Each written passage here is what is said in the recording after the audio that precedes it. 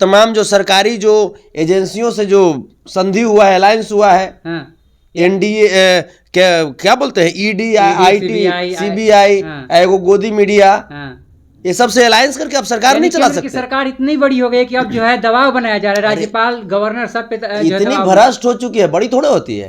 जो बड़े दिल वाले होते हैं वो सबको स्वतंत्र रखते हैं। अच्छा, कयास यह लगाया जा रहा है कि फ्लोर टेस्ट में जो है कि बहुत बड़ा खेल होने वाला है। यही तो डर है ना। इसी डर से तो अभी तक मंत्रिमंडल का बंटवारा नहीं हुआ ठीक से। अभी एक नेताओं को, एक मंत्री को बहुत सारा प्रभार दिया जा रहा है। राम मंदिर आप बनाए, इससे फायदा किसको है? कि वो एससी समाज के लोगों को वहां पे माने पुजारी बनने का मौका मिलेगा। माल कौन कमाएगा? जो पुजारी है वो। के वो बैकवर्ड समाज के भाई को वहां पे पुजारी बनने का मौका मिलेगा। यह भी कहना है कि आसपास जो है जितना जो लोग लगाएंगे ठेला उला जो है होटल उटल सब चलेगा। हाँ, होटल उटल सब चलेगा है। और वहां पे पुजारी बन करके सब रकम वसूलेंगे। नरेंद्र मोदी के एजेंट मोटा है जो रकम आएगा वो मैंने बुड़बक बना रहे हैं। मतलब एससी एसटी समाज के लोगों को सिर्फ ठेला पे ही रहने का है, जिससे मैंने है क्या नसीब बताइए। लोग तो बाबा साहब भीमराव अम्बेडकर के संविधान को बदलना चाहते हैं। उनका आर्थिक सलाहकार तो बोल भी दिया कि नया कॉन्स्टिट्यूशन की जरूरत है। जो विवेक दोबराय का जो आया था, बताइए स्टेटमेंट आया था, आपने जिसे आपने सुना था, पूरा देश सुना है। तो ये जो है, ये हम लोग किसी भी लेवल पे अब गुमराह होने वाले नहीं है। अच्छा, आप लोग काहे नहीं चल जाते हैं एनडीए में, जितना जो है सब माफ हो जाता है? गजब आप कह रहे हैं। जो भी आरोप हम लोग सुनिए, सांप्रदायिक शक्तियों के खिलाफ हम लोग लड़ने वाले लोग हैं। हम लोग इस देश के, हम लोग असली वंशज हैं, इस देश के असली निवासी हैं। भारत माँ के असली हम लोग लाल हैं। ठीक है, जो जंगलों में रहते हैं, जो झोपड़ी में रहते हैं, झुग्गी में रहते हैं, वही लोग देश का निर्माण किए हैं। फेयर लवली हेयर डाई करे वाला आदमी देश का निर्माण नहीं किया है। देश का निर्माण किसानों ने किया है, नौजवानों ने किया है, मजदूरों ने किया है। यानी आप लोग चाहते हैं हमेशा ईडी सीबीआई आप लोग के घर पे आते रहे। एंटरटेनमेंट डिपार्टमेंट तो नमे पड़ गया, करते रहे एंटरटेनमेंट। उससे क्या हो जाएगा? हम लोग डरने वाले हैं क्या? हम लोग और मजबूत हो गए हैं। अब हो सकता है कि बिहार को स्पेशल राज्य का दर्जा मिल जाए। कब? नीतीश जी चले गए साथ। अब पहले कहाँ थे नीतीश जी? पहले कहाँ थे? 17 साल कहाँ थे नीतीश जी? वही थे ना नीतीश जी, 17 साल तो वही थे ना। तब बूढ़ सूखा पोष नहीं मानता है। ठीक है, लेकिन मोदी जी तो कहते हैं कि ना हम खाएंगे ना खाने देंगे, घोटालेबाजों को हम कभी माफ नहीं करेंगे। नहीं, तो ये तो इतना खाते हैं कि पचा नहीं पाते मोदी जी। ये तो इतना खाते हैं मोदी जी, जितना खाते हैं आप बताइए ना। बिना खैल ही देश पे मैंने 2014 में 55 लाख करोड़ का कर्जा था और आज 205 लाख करोड़ का कर्जा हो गया। तो खाए तो मोदी जी ना खाए, हम तो जो पहले कमा रहे थे खा रहे थे। तो बिहार के जो है, बिहार के साथ अन्य राज्य जो है जितने जो है उसके विकास में जा रहा है। कहाँ विकास में जा रहा है? तो विकास में हमारा हिस्सा कहाँ गया? तो ऐसे करके एनडीए वाले जो है राज्यपाल महोदय पे प्रेशर बना करके ऐसे सरकार नहीं चला सकते। राज्यपाल महोदय पे भी प्रेशर बनाया बिल्कुल 12 तारीख को कैसे सरकार अभी भी सबसे अधिक जो मैंडेट जो मिला, one of the largest party of Bihar according to MLAs कौन है? आरजेडी है। आरजेडी के पास 79 एमएलएज हैं। तो ये तो गठबंधन करके जो है एनडीए सरकार बना ली। 12 तारीख को फ्लोर टेस्ट होने वाला है। कयास यह लगाया जा रहा है कि मांझी जी जो हैं अपना जो है दल बदल सकते हैं, एनडीए से जो है महागठबंधन में आ सकते हैं, क्योंकि उन्होंने साफ तौर पे एक मंच पे जो है साफ तौर पे उन्होंने कहा है कि एक रोटी से जो है पेट नहीं भरती है। हमारे साथ बातचीत करेंगे संतोष रेणु यादव जी हैं, सोशल एक्टिविस्ट हैं, बातचीत करें। कैसे देखते हैं सर आप इसको? नहीं, उन्होंने बिल्कुल ठीक ही ना कहा है भाई। एक रोटी से कहाँ पेट भरता है? एक रोटी से एनडीए वाले को पेट भरेगा? बताइए। ये जिस प्रकार से आदरणीय जीतन राम मांझी जी की जो अपमान करने पे आतुर है, चाहे वो नीतीश जी की सरकार, चाहे वो बीजेपी की सरकार, हर जगह मांझी जी को कमतर रखा जाता है। ये गलत बात है। लोकतंत्र में सबका बराबर का अधिकार है। इस देश में सबका बराबर का हिस्सा है। फिर ये भेदभाव क्यों? ये तो गलत बात ना है। तो उन्होंने बिल्कुल ठीक ही कहा है।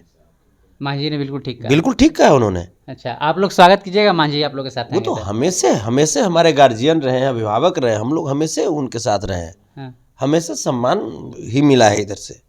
हमने कभी भी चाहे कोई भी नेता हो, चाहे वो मुकेश सहनी जी के तरफ के हो जाए या आदरणीय जीतनराम मांझी जी हो जाए, हम लोग अच्छा कयास यह लगाया जा रहा है कि फ्लोर टेस्ट में जो है कि बहुत बड़ा खेल होने वाला है। यही तो डर है ना, इसी डर से तो अभी तक मंत्रिमंडल का बंटवारा नहीं हुआ ठीक से। अभी एक एक नेताओं को, एक एक मंत्री को बहुत सारा प्रभार दिया जा रहा है? और तो और जो एक रोटी की जो बात जो चल रही थी, आदरणीय जीतनराम मांझी जी के जो पुत्र हैं, बड़े भाई संतोष मांझी जी, तो संतोष मांझी जी को क्या दिया गया है? अनुसूचित जाति एवं जनजाति आयोग दिया, जैसे मंत्रालय दे दिया गया है। आप हमें ये बताइए कि क्या नीतीश कुमार जी ही राजनीति जानते हैं? मतलब अनुसूचित जाति जनजाति आप दे करके उनको, और अनुसूचित जाति जनजाति के लोगों को भी उनसे मोहभंग करवा रहे हैं? मतलब आप ही राजनीति जानते हैं सिर्फ। नीतीश जी तो 18 साल से जो है बिहार को चला रहे, 19 साल से, अब फिर से जो है एक बार फिर से चलाने के कगार पे हैं। हाँ भाई, तबे ना, जैसे पिछले 17 साल से वो सरकार चला रहे थे, तबे ना बिहार में बेरोजगारी का आलम आ गया था, बिहार में जैसे भ्रष्टाचारियों की संख्या बढ़ गई थी। ये बोले थे कि जे भाई शराब बंद करने चले हैं, और शराब तो अब घर घर पार्सल हो रहा है। बंद तो कर दिए कागज पे। हाँ कागज पे ना, लेकिन जैसे रियलिटी कहाँ है इसमें, वास्तविकता कहाँ है? शराब तो अभी फोन कीजिएगा यहाँ पे पहुंच जाएगा, घर बैठे डिलीवरी है। और डिलीवरी कौन कर रहे हैं? जदयू के नेता कर रहे हैं, बीजेपी के नेता कर रहे हैं, इनके पदाधिकारी कर रहे हैं। अच्छा, आप लोग कैसे सरकार बनाइएगा? आप जो है सवाल यह उठ रहा है जनता के विश्वास से, जनता के मत से। 24-25 में ना 12 तारीख को कैसे सरकार अभी भी सबसे अधिक जो मैंडेट जो मिला, one of the largest party of Bihar according to MLAs, कौन है? आरजेडी है। आरजेडी के पास 79 एमएलएज हैं। तो ये तो गठबंधन करके जो है एनडीए सरकार बना ली। तो ये तो मैं राज्यपाल महोदय से मैं बहुत सविनय पूर्वक मैं पूछना चाहता हूं कि फिर ये लार्जेस्ट पार्टी को जो मिलना चाहिए, पहले आमंत्रण मिलना चाहिए, वो आपने क्यों नहीं दिया? बताइए, ये तो मैंडेट का अपमान है, ये तो बिहार के सम्मानित मतदाता का अपमान है। उन्होंने सबसे बड़ी पार्टी के रूप में आरजेडी को चुना। सरकार बनाने का दावा तो जैसे आरजेडी को पेश करने का मौका मिलना चाहिए था, लेकिन महामहिम ने तो दिया नहीं। तो ये तो मैंडेट का अपमान है ना। तो ऐसे करके एनडीए वाले जो है राज्यपाल महोदय पे प्रेशर बना करके ऐसे सरकार नहीं चला सकते। राज्यपाल महोदय पे भी प्रेशर बनाया बिल्कुल बिल्कुल, राज्यपाल महोदय पे प्रेशर, ये तमाम जो सरकारी जो एजेंसियों से जो संधि हुआ है, अलायंस हुआ है, एनडीए क्या बोलते हैं, ईडी, आईटी, सीबीआई, एगो गोदी मीडिया, ये सबसे अलायंस करके अब सरकार नहीं चला सकते। सरकार इतनी बड़ी हो गई कि अब जो है दबाव बनाया जा रहा है, राज्यपाल गवर्नर सब पे इतनी भ्रष्ट हो चुकी है, बड़ी थोड़े होती है। जो बड़े दिल वाले होते हैं वो सबको स्वतंत्र रखते हैं, ये भ्रष्ट हो चुकी है। ईडी सीबीआई सब इनके सारे पे नाच रहे हैं। बिल्कुल बिल्कुल। आप बताइए ना, हेमंत सोरेन जी का जो केस गया है, हेमंत सोरेन जी का केस गया है, वो कौन है? वो जज जो है वो कौन है? नरेंद्र मोदी जी की सरकार में वो लॉ सेक्रेटरी रह चुकी हैं। लॉ सेक्रेटरी रह चुके हैं नरेंद्र मोदी जी की सरकार में। बताइए वो फैसला किधर देंगी? आप बता दीजिए। जो जो सवाल पूछे, जो लोग सवाल पूछे, चाहे वो संजय सिंह जी हों, मनीष सिसोदिया जी हों, यानी सवाल करना अरविंद केजरीवाल जी, वही तो हम कह रहे हैं ना। बिहार में जो विकास किए तेजस्वी यादव जी, 17 महीने में 6.5 लाख नौकरी दिए, 2.5 लाख शिक्षकों को उन्होंने नियुक्त किया, 4 लाख नियोजित शिक्षकों को राज्यकर्मी का दर्जा दिया, पर्यटन जैसे विभाग में tourism policy, sports policy, IT policy, one विभाग में नौकरी, कृषि विभाग में नौकरी। लेकिन मोदी जी तो कहते हैं कि ना हम खाएंगे ना खाने देंगे, घोटालेबाजों को हम कभी माफ नहीं करेंगे। नहीं, तो ये तो इतना खाते हैं कि पचा नहीं पाते मोदी जी। ये तो इतना खाते हैं मोदी जी, जितना खाते हैं। आप बताइए ना, बिना खैल ही देश पे मैंने 2014 में 55 लाख करोड़ का कर्जा था और आज 205 लाख करोड़ का कर्जा हो गया। तो खाए तो मोदी जी ना खाए, हम तो जो पहले कमा रहे थे खा रहे थे। तो बिहार के जो है, बिहार के साथ अन्य राज्य जो है जितने जो है उसके विकास में जा रहा है। कहाँ विकास में जा रहा है? तो विकास में हमारा हिस्सा कहाँ गया? जो बोले थे आरा के रमना मैदान में कि 1.25 लाख करोड़ देंगे स्पेशल पैकेज के तहत, वो पैसा क्यों नहीं मिला हमें? कहाँ विकास जा रहा है? वंदे भारत से एक्सप्रेस बना दिए, हाँ भाई, स्टेडियम बना दिए हाँ गुजरात में। कहाँ? अच्छा वहाँ गुजरात में, हाँ। वहाँ कितना सांसद इनको मिला था? गुजरात में इनको कितना सांसद मिला है? 26 को। और बिहार ने कितना दिया था? 39 39। मतलब 39 सांसद जिस स्टेट ने आपको दिया, हाँ। उसको आप दे रहे हैं वंदे भारत, जो कि गाय से टकराता है तो इंजन पचक जाता है? 39 सांसद जिसने दिया, उसके मोनोलक स्टेडियम को आपने दुर्दशा वाली स्थिति कर दी। और उसी को तेजस्वी यादव जी ने एक दिन में 637 करोड़ दिया। अब हो सकता है कि बिहार को स्पेशल राज्य का दर्जा मिल जाए। कब? नीतीश जी चले गए साथ है। अब पहले कहाँ थे नीतीश जी? पहले कहाँ थे? 17 साल कहाँ थे नीतीश जी? वहीं थे ना नीतीश जी? 17 साल तो वहीं थे ना। तब बूढ़ सूखा पोष नहीं मानता है। ठीक है, ये कहानी खत्म हो गया। अब बिहार की जनता जो है, अब बिहार की जनता अब गुमराह होने वाली नहीं है, क्योंकि 17 महीनों में विकास, जो बिहार की जनता है ना, वो विकास का स्वाद चख ली है। लेकिन मोदी तो 18 घंटे काम कर रहे हैं। अरे भैया, तो 18 घंटे आप काम कर रहे तो हमको ये ना बताइए कि वो कमवा जाता कहाँ है? राम मंदिर बना ही दिए हैं, उधर बड़ा बड़ा काम कर रहे हैं। तो राम मंदिर आप बनाए, इससे फायदा किसको है? कि वो SC/ST समाज के लोगों को वहां पे माने पुजारी बनने का मौका मिलेगा? माल कौन कमाएगा? जो पुजारी है वो। के वो बैकवर्ड समाज के भाई को वहां पे पुजारी बनने का मौका मिलेगा? यह भी कहना है कि आसपास जो है जितना जो लोग लगाएंगे ठेला उला जो है होटल सब चलेगा। हाँ, होटल सब चलेगा है। और वहां पे पुजारी बन करके सब रकम वसूलेंगे, नरेंद्र मोदी के एजेंट। मोटा है जो रकम आएगा वो। मैंने बुड़बक बना रहे हैं। मतलब SC/ST समाज के लोगों को सिर्फ ठेला पे ही रहने का है, जिससे मैंने है क्या नसीब बताइए? मतलब नरेंद्र मोदी जी चाहते क्या है? SC/ST समाज के लोग पूजा नहीं कर सकते हैं? वो भी तो एक OBC के बेटा है, वही तो प्रधानमंत्री बने। अरे तो वो तो जैसे उनको तो मूर्ख बना रही है RSS। वो RSS के एजेंट है। RS मोदी जी तब RSS के एजेंट है। RSS उनको बोलेगा कि अभी रात कहो तो रात कहेंगे, बोलेगा कि दिन कहो तो दिन कहेंगे। मतलब प्रधानमंत्री RSS का एजेंट हो सकता है?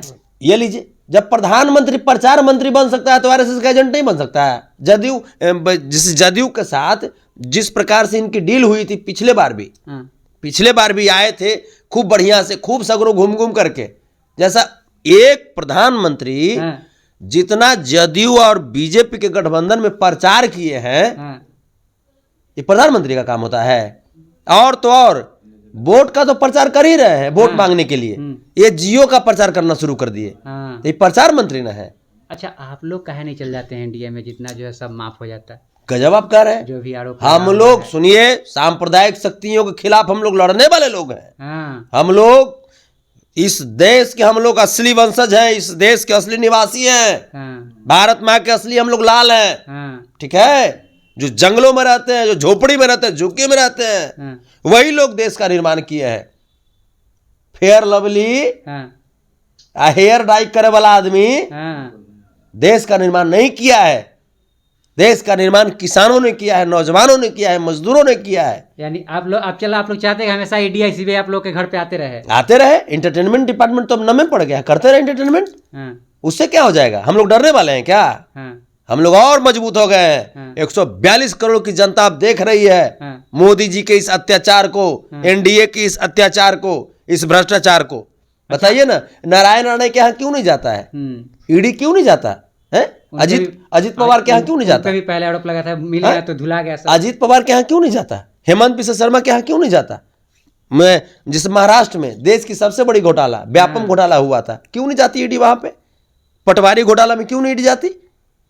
मतलब सिर्फ विपक्षी लोग जो बाबा साहब के उनके नक्शे कदम पे चलने वाले लोग हैं, उनको बस ये लोग तो बाबा साहब भीमराव अम्बेडकर के संविधान को बदलना चाहते हैं। उनका आर्थिक सलाहकार तो बोल भी दिया कि नया कॉन्स्टिट्यूशन की जरूरत है। जो विवेक दोबराय का जो आया था, बताइए, स्टेटमेंट आया था, आपने जिसे आपने सुना था, पूरा देश सुना है। तो ये जो है, ये हम लोग किसी भी लेवल पे अब गुमराह होने वाले नहीं है। और 142 करोड़ की जनता ने ठाना है कि इस बार NDA को इस देश की सत्ता से भगाना है और देश में बाबा साहब भीमराव अम्बेडकर के संविधान को बचाना है, देश में लोकतंत्र को बचाना है। अच्छा, एक सवाल, आखिरी सवाल है कि जिस तरह से अभी नौकरियों की बौछार पीछे चल रही थी कुछ दिनों पहले जब आप लोग सत्ता में थे, अगर आप अब की बार सरकार आएगी तो इससे दो गुना जो है अधिक नौकरी जो है मिलेगा लोगों को। और तेजी गति से काम होगी, और तेजी गति से काम होगी। आप देखिए कि तेजस्वी जी जब सरकार बनाए तो तेजस्वी जी सरकार में आते ही तमाम चीज IGI-MS को फ्री कर दिया, राम जानकी हॉस्पिटल खुलवाया, जैसे यहाँ बोधगया में हयात इंटरनेशनल होटल जैसे लाने का एग्रीमेंट किए, 512 कंपनी लाने का एग्रीमेंट किए थे, जिससे कि जो लोग बिहार के बाहर जाने पे मजबूर हो जाते हैं काम करने के लिए, उनको घर में ही काम मिलता, अपने परिवार के साथ वो रहते। तो ये सारा काम तो अधूरा रह गया। इनके सारे जो सपने पे जो है पानी चूर चूर कर दिए। हाँ, सारा सपना इनका, जैसे इनका सपना नहीं था बल्कि बिहार वासियों का सपना था। तो बिहार वासियों के सपना को जो नीतीश जी ने चूर चूर किया है, तो इनको भी जवाब मिलेगा। और जैसे ही तेजस्वी जी के नेतृत्व में सरकार बनेगी तो वो काम बहुत तेजी गति से शुरू होगी। और 2 साल के अंदर मैं आपको बताता हूं, 2 साल के अंदर बिहार में एक भी नवयुवक ऐसे नहीं होंगे जो मजबूरी बस अपना घर छोड़ करके पलायन करेंगे। चलिए, मजबूरी वर्ष अपना घर छोड़ करके पलायन करेंगे, साफ तौर पे कहना है संतोष रोनी यादव जी का। बहरहाल आपकी क्या प्रतिक्रिया है सत्ता को लेकर के, जो अभी सियासी घमासान चल रहे हैं राजनीति में, उसको लेकर के क्या प्रतिक्रिया है? प्रतिक्रिया कमेंट बॉक्स में लिखिएगा। बने रहे हमारे यूट्यूब फेसबुक चैनल के साथ। बहुत बहुत धन्यवाद।